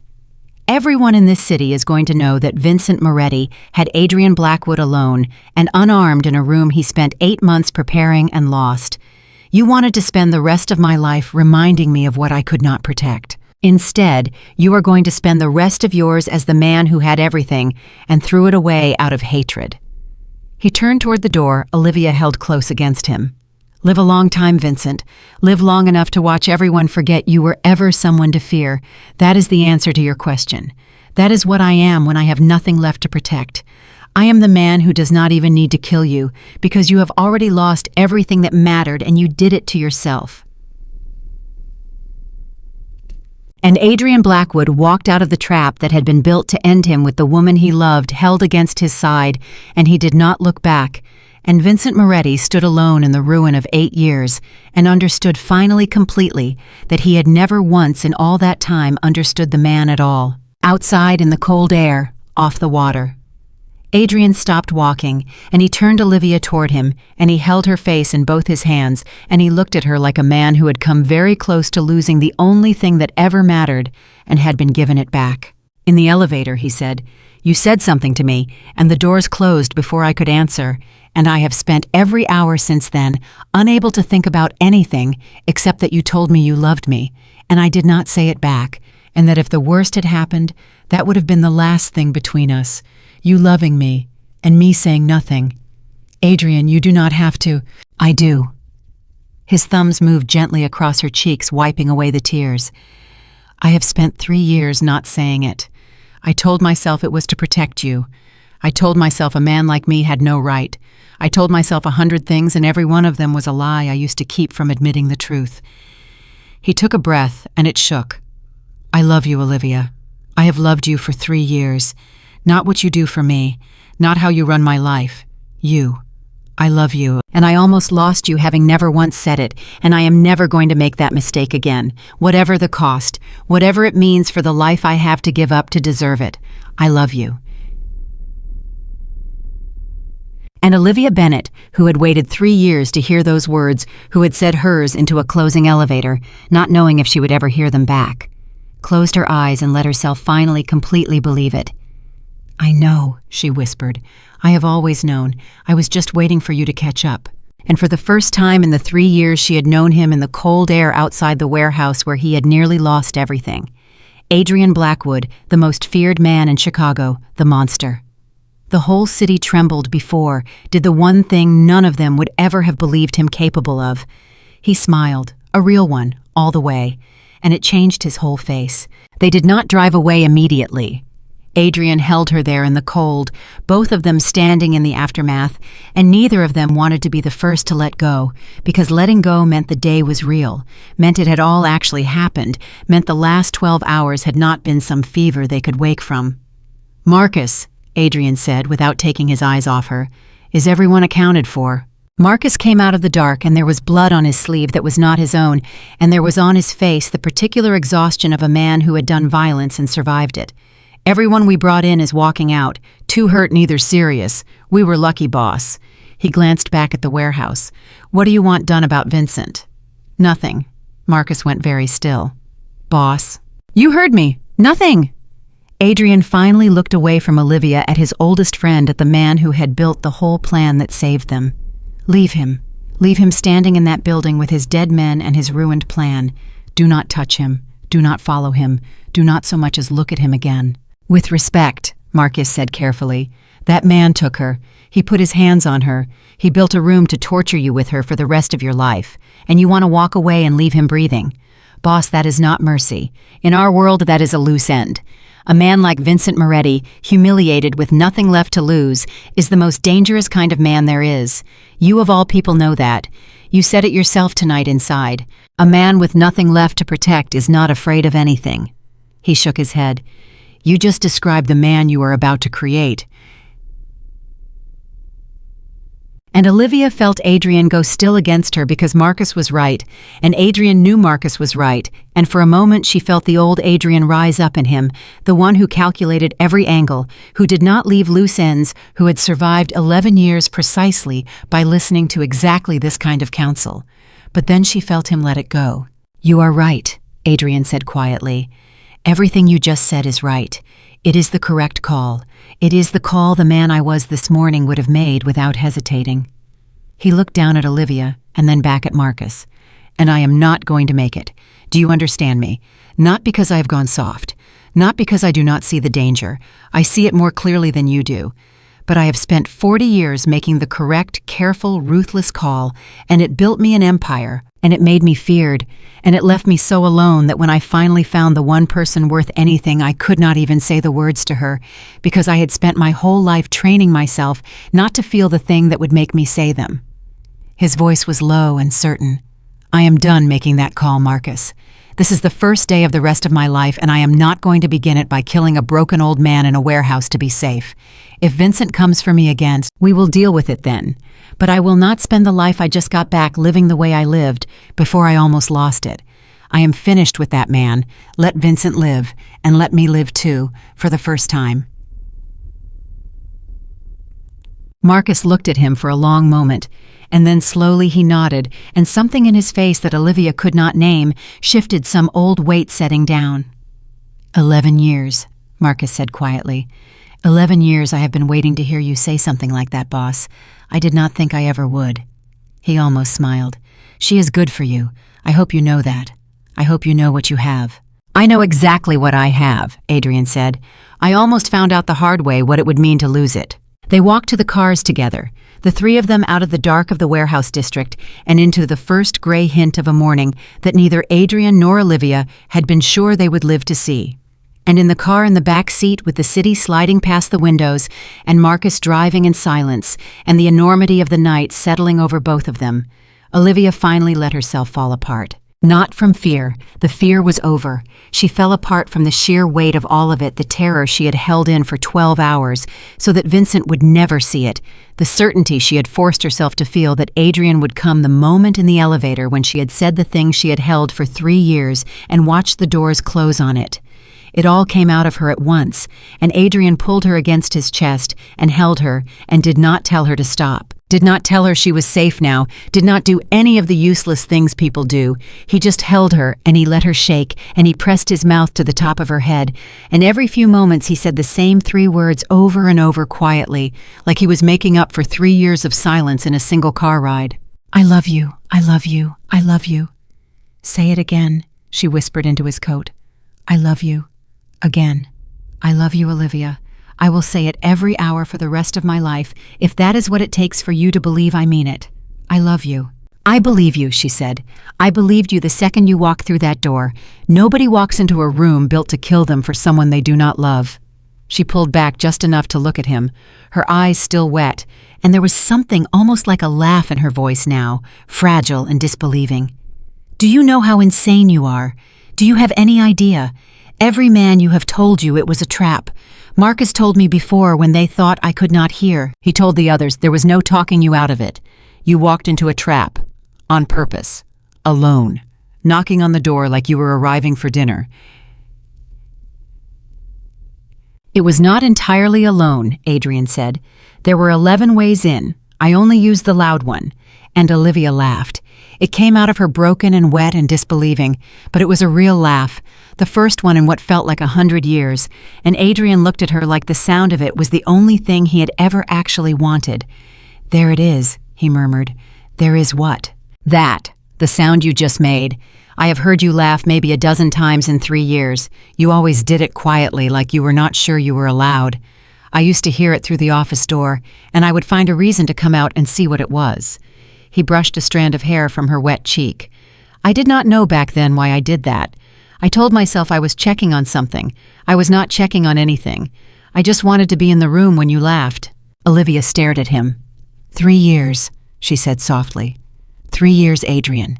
Do you know what I would have given at any point in 3 years to hear you say that? And you were coming out of your office to hear me laugh and never said a word." "I know. Why? I have to understand it. Not to hurt you, I just have to understand. Why was it so impossible for you to just say something?" Adrian was quiet for a moment, watching the city go by. And when he spoke, it was in a voice she had never heard from him, stripped of every layer of command and control, the voice of the boy, underneath the man, underneath the monster. "Because everyone I have ever loved," he said, "I have lost, or I have watched them get used against me. My whole life taught me one lesson over and over until it was written into the deepest part of me. That love is just a map to your weakness, that the moment you let someone matter, you have handed the world away to destroy you. I built everything I have around that lesson, the distance, the coldness, the rules. All of it was one long attempt to make sure that nobody would ever be able to hurt me by hurting someone else." He looked at her. "And then you happened, and I fought it for 3 years because loving you did not just risk my empire, it risked you. The safest thing I could do for you, I told myself, was to never let you become important enough to be a target." His jaw tightened. "And this morning I found out that I had it exactly backwards. Keeping you at a distance did not protect you. It just meant that when the worst happened, you did not even know you were loved. That is the thing I could not live with in the end. Not that I might lose you, that I might lose you before you ever knew." Olivia reached up and put her hand against his face. "I knew," she said. "Not the words, but I knew. A woman does not offer to trade herself to a man like Vincent for someone she is not sure of." She held his gaze. "You were not the only one hiding Adrian. I told myself for 3 years that you saw me as furniture, that I was a fool for feeling what I felt. I built my own walls too. We were both standing on opposite sides of the same wall, each of us sure the other one did not care, both of us wrong the entire time." She shook her head slowly. 3 years. We wasted 3 years being afraid of the exact same thing. "We are not going to waste any more," Adrian said. "That is the one good thing Vincent gave us, though he will never know it. He held a knife to everything I had, and he made me see in one day what 3 years of comfort never could. There is no safe distance, Olivia. There is no version of loving you that does not risk losing you. So I am done trying to find one. I would rather have you and risk everything than protect myself by keeping you at arm's length for another day." The car moved through the waking city. The gray at the edge of the sky was turning gold, now the first real light coming up over the lake, and it fell across both of them in the back seat. Two people who had walked into the longest night of their lives as an assistant and her impossible boss, and were coming out the other side as something neither of them had quite dared to name yet. Olivia rested her head against his shoulder and watched the light come up. "What happens now?" she said quietly. "In the daylight, when this is over and it is just an ordinary Tuesday, and you are still the most feared man in Chicago, and I am still the girl who answers your phone, what happens to us then?" And Adrian Blackwood, who 12 hours earlier could not say 3 words, who had spent 40 years believing that feeling anything was the same as handing someone a weapon, put his arm around the woman he loved and answered her without a single moment of hesitation. "Everything," he said. "Everything happens now." Everything happening now did not mean everything was easy. That was the thing Olivia learned in the weeks that followed, the thing that no one who had watched Adrian carry her out of that warehouse would have guessed. Because the man who had walked into a trap for her, who had said "I love you" 100 times in the back of a car, who had smiled his first real smile in the cold light of morning, was still a man who had spent 40 years learning to protect himself by pushing people away. And 40 years does not undo itself in a single night, no matter how much fire that night contained. The first crack came a week later. Olivia had come to his penthouse for dinner. It was strange being there in the private space he had never once invited her into in 3 years of running his life. And it was going well until her phone buzzed on the table, and she picked it up without thinking, and it was a text from Rachel, her best friend, the one who had set her up on the date that started all of it. And Olivia laughed at whatever Rachel had written, a small, easy laugh, and typed a reply. And she felt the temperature in the room change. She looked up. Adrian had gone still across the table, not angry. That was almost worse. He had gone careful, distant, the old walls sliding back up behind his eyes the way they had for 3 years every time she got too close. "Who is that?" he said. And Olivia, who had spent 3 years learning him, understood exactly what was happening. She set the phone down. "Do not do that," she said quietly. "Do what?" "That." What you are doing right now. I can see it, Adrian. I have watched you do it 1,000 times. Someone gets close and you feel it and you build the wall back up and you go cold and you push them out before they can get in far enough to hurt you. She held his gaze across the table. It is Rachel, my best friend, the one who set me up on that date. She wants to know if we are still on for lunch Thursday. That is all. And you felt me smile at my phone, and something in you tried to make it a threat, because that is what you have trained yourself to do for 40 years. But I am not going to let you do it to us. Adrian's jaw tightened. I was not. You were, and it is okay that you were. Her voice softened. I am not angry at you for it. I am telling you that I see it so that you know you cannot hide it from me, so that you stop trying. Because here is the truth, Adrian. You do not get to have both. You do not get to say you love me and then pull back every time it feels dangerous. That is not love. That is what you had before. Control dressed up as protection. And I did not offer myself to Vincent Moretti and survive a warehouse to come back and be managed instead of loved. The room was silent for a long moment. And then Adrian Blackwood did something that cost him more than walking into that trap ever had. You are right, he said. I did do it. The second you laughed at your phone, something in me went straight to who is taking her away from me, and I felt myself getting ready to close the door on you, before you could close it on me. He looked down at his hands. I have done that my whole life. I did it to you for 3 years. And I told you in that car that I was done and I meant it, and here I am 1 week later doing it again over a text message from your best friend. His voice was rough. I do not know how to stop Olivia. That is the truth I am ashamed of. I know how to run an empire. I know how to survive a war. I do not know how to let someone all the way in and just trust that they will stay. Nobody ever taught me that. I do not have the map. And Olivia got up from her side of the table, and she came around to his, and she knelt down beside his chair so that she was looking up at him, and she took both his hands in hers. Then we make the map, she said, together. You do not have to already know how. Nobody handed me a map either, Adrian. I am figuring this out too. But I am not going anywhere. That is the part you have to learn to believe. Not because you are watching me closely enough. Not because you have pushed everyone else away so there is no competition. Because I want to be here. Because I choose you every day. And the difference between control and love is that control comes from fear that someone will leave, and love comes from trust that they will stay, even though they are free to go. She squeezed his hands. You cannot cage me and call it love, but you can trust me and let me be free and watch me choose you anyway. And I promise you, I will keep choosing you for as long as you let me be a person and not a possession. Adrian looked at her, kneeling there, holding his hands, and something in his chest that had been locked for 40 years finally quietly began to give. I do not deserve you, he said. Stop saying that. But she said it gently. That is another wall, Adrian. Do you hear it? I do not deserve you is just another way of pushing me out. Another way of deciding for me that I made a mistake choosing you. It sounds humble, but it is the same fear wearing a different coat. She reached up and touched his face.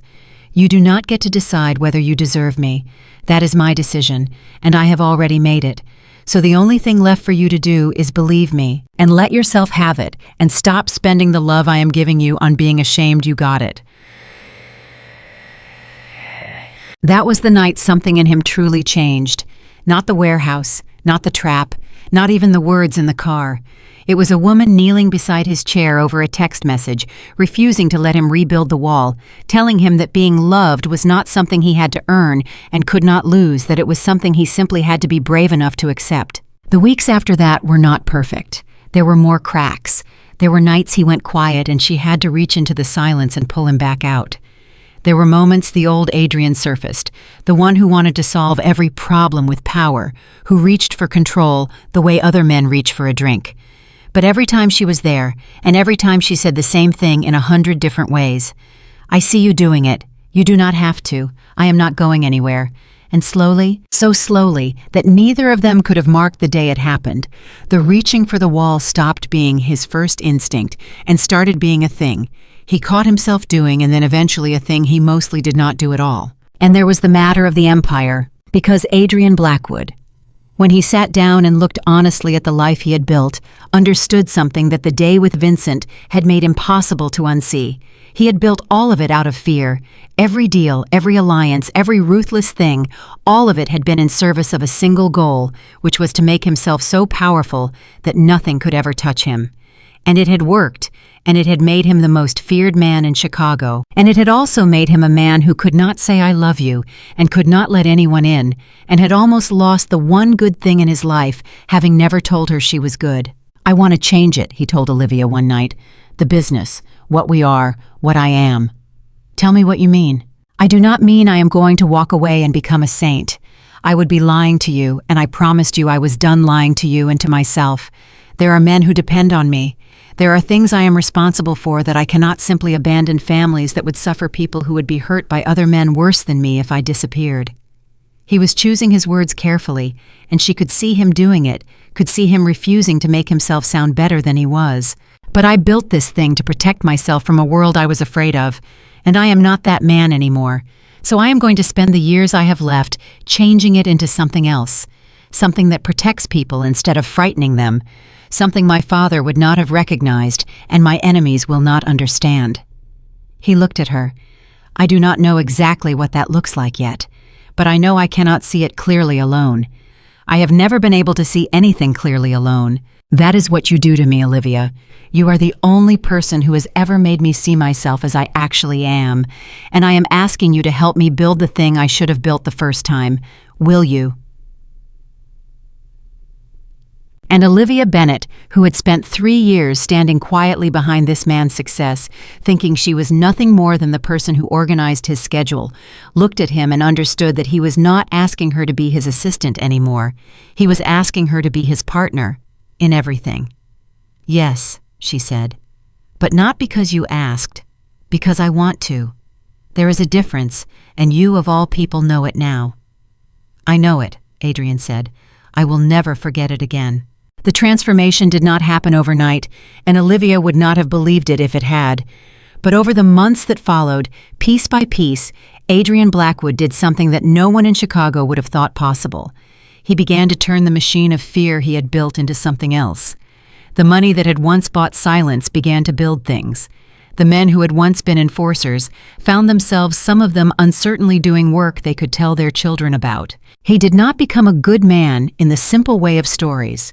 He remained always a man with a hard past and hard edges, a man who had done things that could not be undone. But he became a man who was trying, and the trying was real, and it was the most anyone who knew the old Adrian could have imagined. And through all of it, Vincent Moretti never came back. Marcus watched for him. Of course he did. 11 years of instinct did not vanish because his boss had fallen in love. For months, Marcus kept quiet eyes on the ruined old man, waiting for the humiliated enemy to find the courage or the madness to try again. But Vincent never did, because something had happened to Vincent Moretti in that warehouse that was in the end worse than any bullet. He had spent 8 years believing that Adrian Blackwood was a monster wearing a man's face, and he had built his whole revenge around exposing the monster. And instead, in the final moment, Adrian had let him live, had looked at him with the woman he loved held safe against his side, and had said the thing that Vincent could not get out of his head for the rest of his life, that the thing under the monster was never a worse monster. It was a man. Vincent had spent his life in a world where mercy was weakness, and the only language was fear, and Adrian had beaten him completely, using a weapon Vincent did not even have. He had beaten him by being better, and a man like Vincent could not survive being beaten that way. It did not make him angry. It made him old. It took something out of him that never came back, and he faded from the city and from the story, and from the fear of everyone who had once trembled at his name, exactly as Adrian had promised he would. One evening, nearly a year after the warehouse, Olivia found Adrian standing quietly by the window of the penthouse, looking out at the city. She came and stood beside him, and for a while neither of them said anything, because they had reached the place at last where silence between them was comfortable instead of a wall. "What are you thinking?" she finally said. "About the mark," Adrian said. Olivia blinked. "What mark?" "The one on your neck, that morning, the one that started all of it." He turned to look at her, and there was something almost like wonder in his face. I have thought about it 100 times this year, how small it was, how stupid. A little thing left by an ordinary man on an ordinary date, and it nearly ended both of us. Vincent found his way in because of it. I lost my mind because of it. Everything, the whole terrible day, the warehouse, all of it. It all started with a mark I should never have even noticed. He shook his head slowly. And I have realized something, Olivia. That mark was never the real problem. I told you that once, do you remember, weeks after I said the love bite was never the problem, the fear was. But it took me a year to understand what I really meant. Tell me. The mark did not break my control because another man had touched you, Adrian said quietly. It broke my control because it forced me for 1 second to admit something I had spent 3 years refusing to admit. That I could lose you, that you had a life outside of me and a heart that could belong to someone else, and that all my power and all my money and all my careful distance could not change the fact that you were free and might one day walk out of my life and never come back. He reached out and touched her neck gently, where the mark had been, where it had long since faded. I was not angry that morning. I was terrified. For the first time in my adult life, I was face to face with something I could not control. And I did what I always did with things I could not control. I tried to dominate it. I demanded a name. I acted like a man who owned you, because being cruel felt safer than being afraid. His hand moved to cup her face. It took me losing you to Vincent to understand that the fear was never the enemy. The fear was just love showing up in the only language I had ever been taught to speak. And you taught me a new one. You taught me that you can love someone and be afraid of losing them and still let them be free. That the fear does not have to become a cage. That is the whole thing, Olivia. That is everything you gave me. You did not just teach me to love you. You taught me that I could love you without owning you, and that made me a man instead of a monster. Olivia's eyes filled. 3 years I stood behind you, she said, thinking I was invisible, thinking I was furniture, thinking the man I loved would replace me in a day and never think of me again. I would not have survived a day, Adrian said. I know that now with total certainty. The day I almost lost you, I did not think about the empire once. Not once, Olivia. 40 years I spent building it, and in the moment it actually mattered. It meant nothing. You were the only thing in the world, and that is the truest thing I know about myself. Strip away the money, the power, the fear, the name, the whole city trembles at, and what is left is a man who would trade all of it. Every last piece for you. That is not my weakness. Vincent thought it was. He was wrong. It is the only thing about me that was ever really strong. And Olivia Bennett looked at the man she had loved for 3 years and never told the man who could not say the words and then could not stop saying them. The most feared man in a city of hard men, standing at his window with his heart completely open to her, and she understood that the mark that broke his control had in the end been the best thing that ever happened to either of them. It had torn down a wall that 3 years of quiet love could not touch. It had forced into this open the thing they had both been too afraid to say. It had nearly cost them everything, and in doing so, it had shown them exactly what everything was worth. I love you, Adrian Blackwood, she said. The man, not the legend, not the monster the city invented. The man behind all of it. The one only I ever got to see. I know, he said, and he smiled that real smile, the one that had been buried for 40 years, and now came easily, the one that was hers. You have always known. You were just waiting for me to catch up. And did you, she asked, catch up? Adrian Blackwood pulled the woman he loved into his arms, in the light of the city he had once ruled by fear and now moved through as something better, and he answered her the way a man answers when he has finally, after a lifetime, stopped being afraid. I caught up, he said, and I am never going to fall behind again. The most feared man in Chicago had built an empire to make sure that nothing could ever touch him, and in the end, the one thing he could not keep out was the one thing that saved him.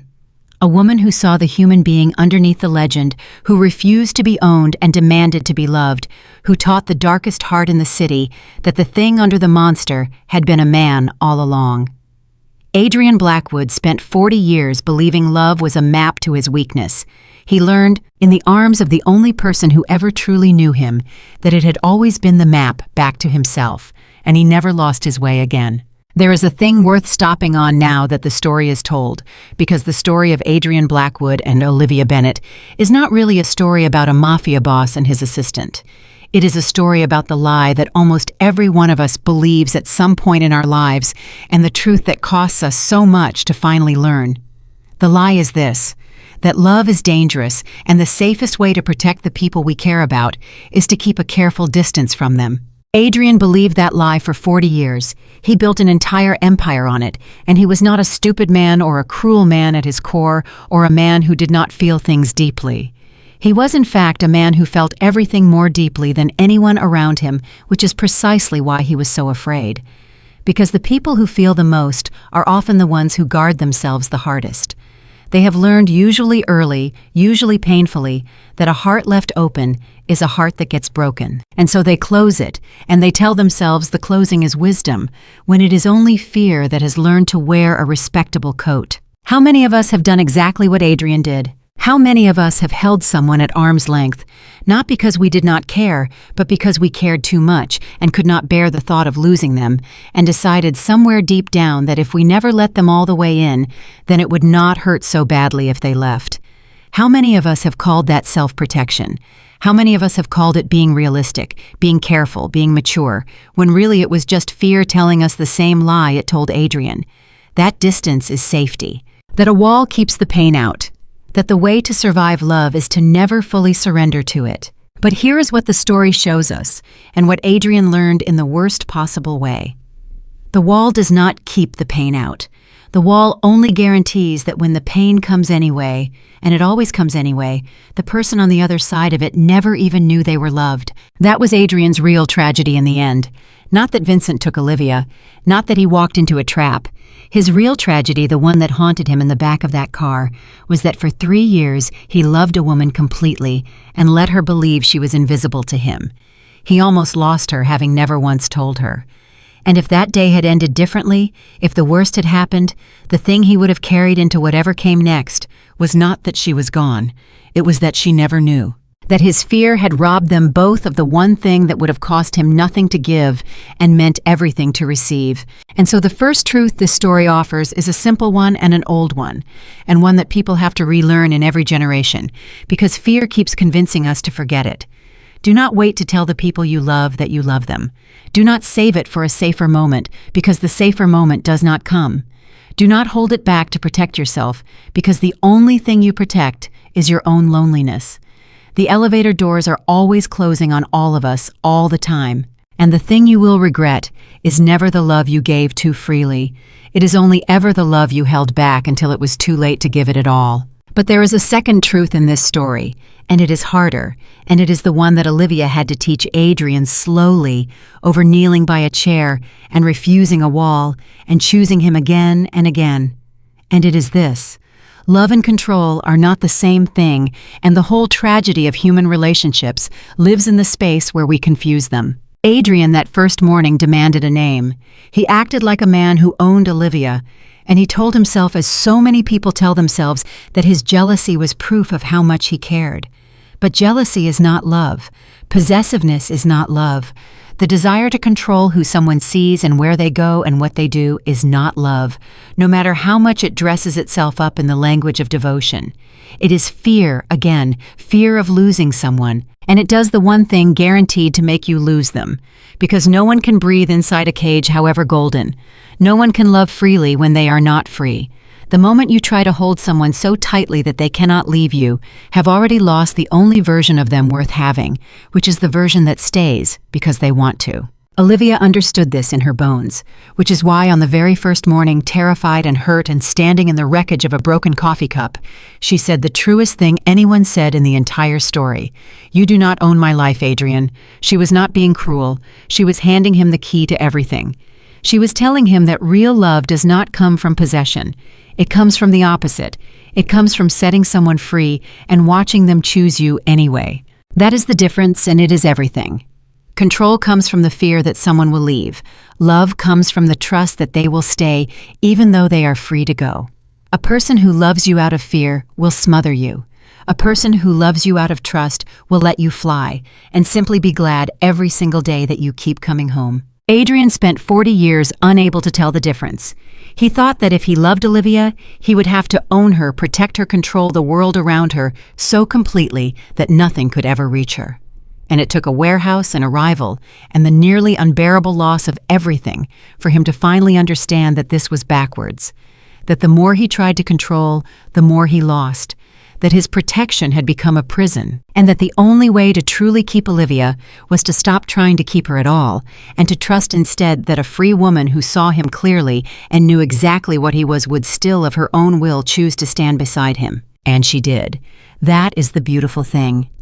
Once he stopped trying to own her, she stayed. Once he opened his hand, she did not fly away. She had never wanted to. The cage was never what kept her. It was only ever the thing that might have driven her out. There is a third truth here, too quieter than the others, and it may be the deepest one of all.